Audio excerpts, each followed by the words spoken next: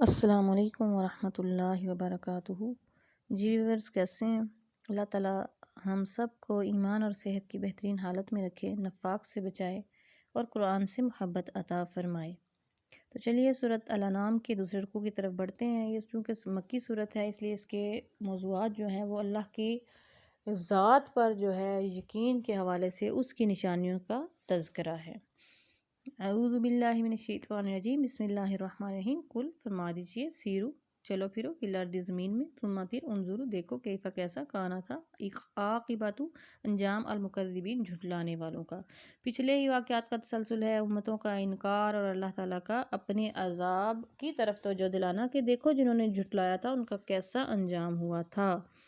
تو زمین میں چل پھر کے دیکھ لو، ابھی تک ان کی نشانیاں آپ کو ملتی ہیں۔ کل آپ فرما دیجئے، لیمن کس کا ہے، ما فی السماوات والارض، جو کچھ زمین و آسمان میں ہے۔ کل فرما دیجئے، للہ اللہ تعالیٰ کے، اللہ ہی کا ہے۔ کتبہ اس نے لکھ لیا ہے، علی نفسہ اپنی جان پر، الرحمۃ رحمت، اس نے اپنی ذات پر رحمت لازم فرما لی ہے، یعنی کہ اس نے ابھی تک اپنی رحمت کی وجہ سے سب کو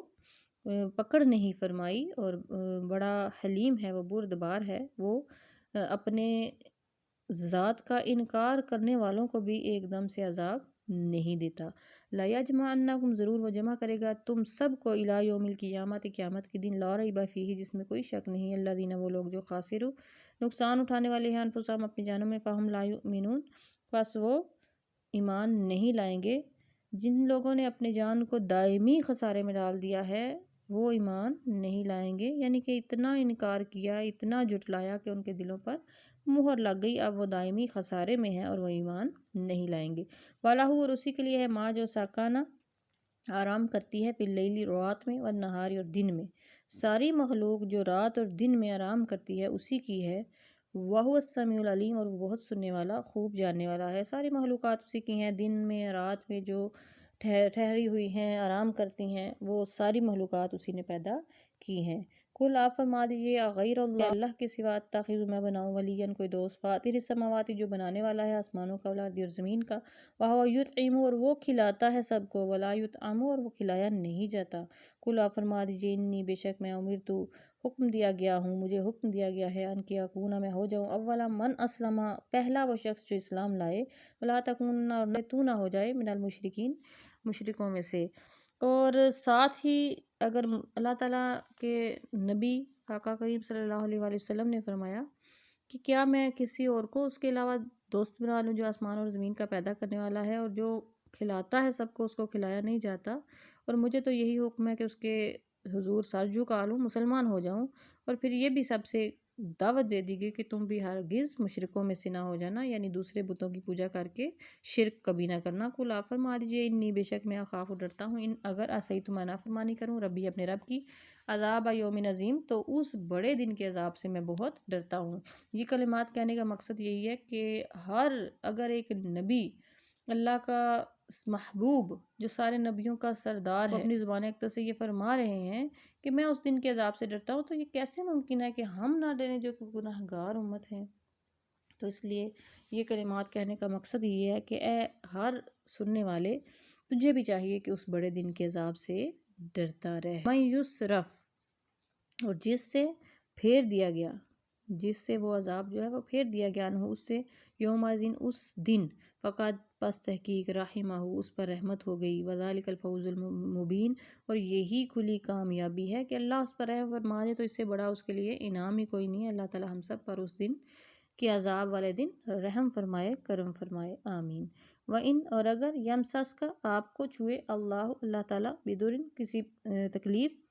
کے ساتھ، یعنی اللہ اگر آپ کو پہنچائے کوئی تکلیف، ولا کاشفہ، تو نہیں دور کرنے والا، لاہو، اس کو، الا، مگر، ہوا وہی، وَإِنْ، اور اگر، یمسس کا، وہ آپ کو پہنچائے، بخیر، کو بھلائی، فہوا، پس وہ، علی کل شیء قدیر، ہر چیز پر قادر ہے۔ بھلائی اور تکلیف دونوں اسی کی طرف سے ہیں، وہی اس چیز پر قادر ہے، تو اللہ تعالیٰ کے بھلائی کا طالب رہنا چاہیے، اس کے تکلیف یا اس کی طرف سے کوئی مصیبت جو آتی ہے اس پر صبر بھی اللہ تعالیٰ ہمیں عطا فرمائے اور اس سے ہمیں نجات عطا فرمائے۔ وَهُوَ الْقَاهِرُ، اور وہ غالب ہے، فوق عبادہ، اپنے بندوں پر، وَهُوَ الْحَكِيمُ الْخَبِيرُ، وہ بڑی حکمت والا، بڑا خبردار ہے۔ تو سوچئے کہ مکہ کے جو مناظر ہیں، مکہ میں کیا ماحول تھا اس وقت، بتوں کی پوجا کی جاتی تھی، اللہ کو ماننے والا کوئی نہیں تھا، اس کو ایک کوئی بھی نہیں مانتا تھا، اور جو اللہ کے رسول پیغام پہنچا رہے ہیں وہ کتنا مشکل پیغام ہے۔ تو اس کے لیے اللہ قرآن پاک کی آیات اتار کر بار بار اپنی ذات کی طرف متوجہ کرتا ہے۔ کل فرما دیجئے، ایو کون سی شیئن چیز، اکبر زیادہ بڑی ہے، شہادہ گواہی دینے میں، گواہی دینے میں کون سی ایسی چیز ہے، کون ہے جو سب سے بڑا ہے؟ کل آپ فرما دیجئے اللہ، اللہ، یعنی کہ آپ فرمائے اللہ ہی سب سے بڑا گواہ ہے،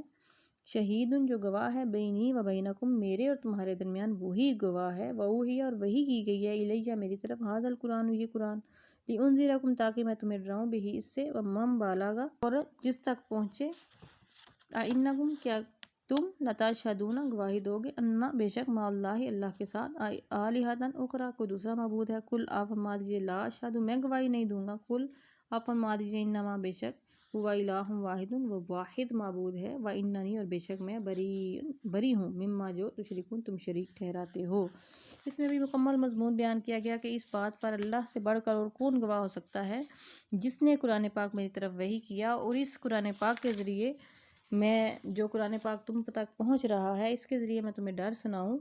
کیا تم واقعی اس بات پر گواہی دیتے ہو کہ اللہ کے ساتھ کوئی معبود ہے؟ ایک دفعہ سوچو، دو دفعہ سوچو، اور بہت دفعہ سوچو، بار بار سوچو کہ یہ جو معبودان باطل ہیں کیا تم ان کو اللہ کے ساتھ معبود بناتے ہو؟ آپ فرما دیجئے، آپ کا فرمانا ایسے ہی ہوگا کہ آپ اپنے آپ کو بری قرار دے دیں ہر اس بات سے جو وہ کر رہے ہیں۔ تو اللہ تعالیٰ کے حکم سے آپ نے اس بات کی گواہی دی کہ اللہ ایک ہے، اور ہر وہ چیز جس کو تم شریک ٹھہراتے ہو میں اس سے بیزار ہوں۔ اللہ دینا وہ لوگ جو آتیناہم ہم نے ان کو کتاب دی، یعرفونہ وہ اس کو پہچانتے ہیں، کما جیسے یعرفونہ پہچانتے ہیں ابناءہم اپنے بیٹوں کو، اللہ دینا خاسروا جنہوں نے نقصان میں ڈالا انفسہم اپنی جانوں کو، فہم لا یؤمنون پس وہ ایمان نہیں لائیں گے۔ یہ دوبارہ وہی الفاظ اللہ تعالیٰ نے ارشاد فرمایا کہ یہ نقصان والے لوگ ہیں جو جن کو ہم نے پہلے کتابیں دی تھیں، آپ سے پہلے یہود ہیں، عیسائی ہیں، تو یہ پہچانتے ہیں، ان کی کتابوں میں نشانیاں مکمل لکھی ہوئی ہیں نبی آخر الزمان صلی اللہ علیہ وسلم کی، ان پر نبوت ختم ہوگی، لیکن یہ پھر بھی انکار کرتے ہیں، تو اس لیے یہ اپنے آپ کو مکمل خسارے میں ڈال رہے ہیں اور یہ ایمان نہیں لائیں گے۔ یہاں پہ آج کا رکوع جو ہے وہ مکمل ہوا، رکوع نمبر 3 کے ساتھ ملاقات ہوگی۔ اپنا خیال رکھیے گا اور اپنے اس چینل کا بھی۔ السلام علیکم ورحمۃ اللہ وبرکاتہ۔